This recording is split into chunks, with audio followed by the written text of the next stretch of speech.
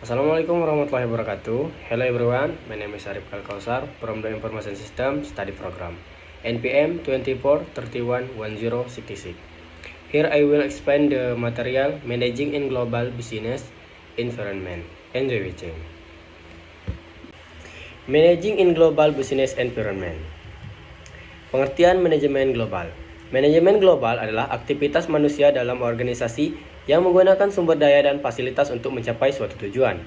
Bisnis global adalah aktivitas bisnis yang melampaui batas negara dan terhubung secara kultural, politik, dan ekonomi.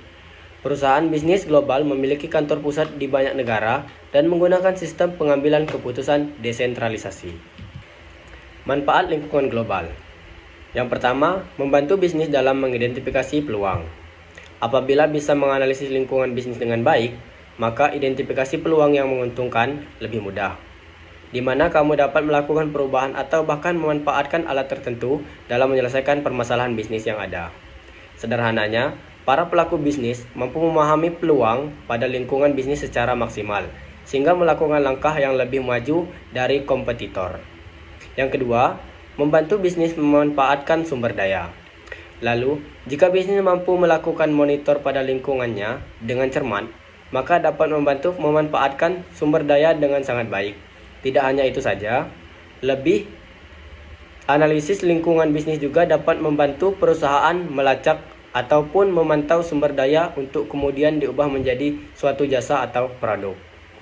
Yang ketiga, membantu bisnis meningkatkan performa.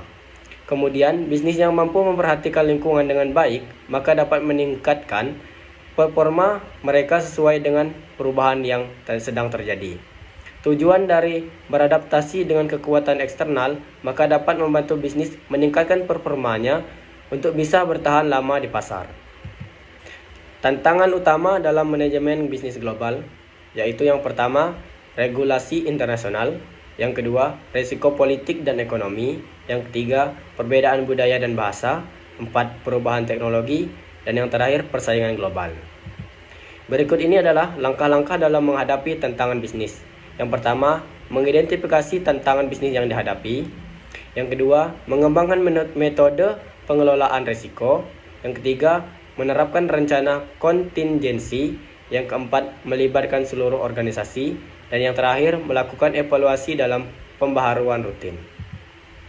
Kesimpulan dari materi yang sudah saya sampaikan yaitu adalah mengelola bisnis di lingkungan global membutuhkan kepemimpinan yang kuat, pemahaman budaya yang mendalam, dan strategi komunikasi yang efektif. Dengan mengadopsi praktik terbaik dan terus belajar, sehingga organisasi dapat berkembang dan berhasil di pasar internasional. Okay, thank you for your attention. I will end with wassalamualaikum warahmatullahi wabarakatuh.